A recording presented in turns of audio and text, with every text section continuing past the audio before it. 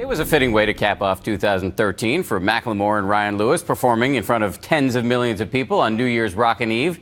These two guys from Seattle became the year's most improbable pop stars by rapping about unusual and highly personal topics. And true to form, when I sat down with them recently, they were bracingly candid. Return to the Mac. Get up what it is, what it does, what it Macklemore and Ryan Lewis had a wild run in 2013. Their records sold more than 1 million copies. The videos for Can't Hold Us like the ceiling can't hold us. and Thrift Shop had nearly 700 million views. I'm so damn grateful. They're nominated for 7 Grammys. They just wrapped up a triumphant tour. And last night they played New Year's Rockin' Eve here on ABC. The ice in the fringe, so damn frosty. People like, damn, that's a cold-ass honky. But right now, as they transition away from the screaming crowds and back to normal life, is when Macklemore, also known as Ben Haggerty, worries about relapsing into the substance abuse that has derailed him in the past. For me, what is a temptation is coming home off of the road, which is why this time period is interesting. So right now is kind of maximum. This is peril. when it's happened before. Really? This is when I've fallen back before. At its worst, drugs and alcohol landed him in the hospital and, in 2008, in rehab. I just never had an off switch with it. From the first time that I ever drank alcohol, I got that warm feeling, I got that like losing my inhibition feeling, and I wanted another one. And then after that, I wonder what 6 was like. I wonder what 8 was like. 8's fun. What's 10 like? How bad did it get for you? Isolation, broke, depressed, no reason to really live. Did it impact your working relationship? Yeah, we didn't work for the first 3 years. And I think that was probably at the centerpiece. Absolutely. When Macklemore is healthy, his partnership with Ryan Lewis, who we met on MySpace 8 years ago, is extraordinarily productive. I'm gonna pop some tags, only got $20 in my pocket. They are an unlikely success story, a hip-hop group that rails against materialism, racism, and homophobia, and raps about substance abuse and Buddhist meditation, and went mainstream on their own with no record label. And their working relationship is more collaborative than many fans might realize. So are you throwing in lyrics sometimes? No, I'm critiquing lyrics for sure. I think Critiquing the hell out of my critiquing the hell. I think I'm the first person to experience a new song for the first time. I usually come up and my hands are shaking and I'm like, I got something. And then he's just like, this line, this is horrible. Does he have a red pen? You might as well. We should get you a red pen.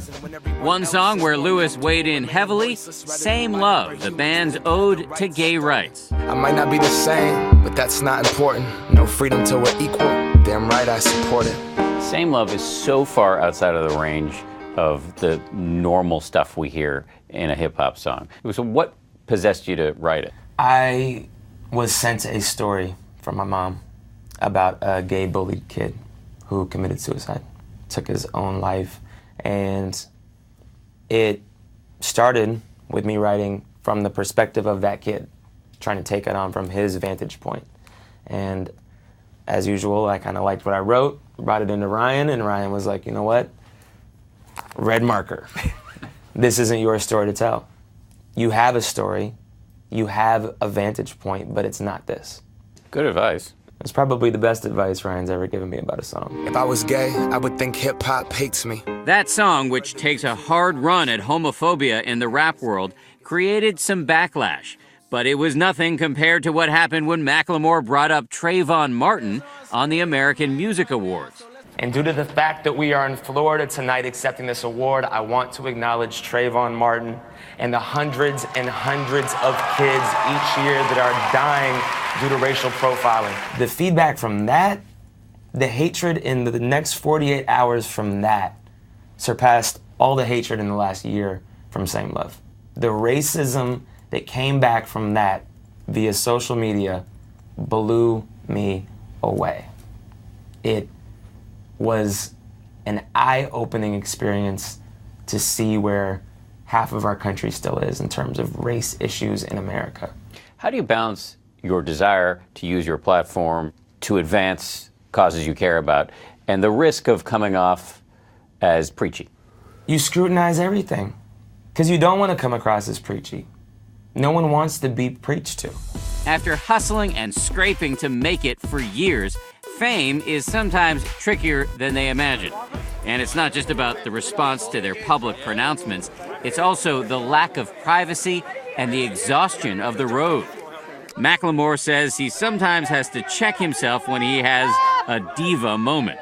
Be grateful, be happy, and enjoy this because it's not promised. Who knows where we're going to be in a year, 2 years, 3 years. We're at this position now, and I don't want to look back and be like, you had it all, and you weren't even present for it. You weren't able to enjoy it. I want to be here, be now, and be grateful. Go watch some behind the music. Check out MC Hammer, you know, Yeah. and you'll see how quickly it can go. I'm wearing his jewelry.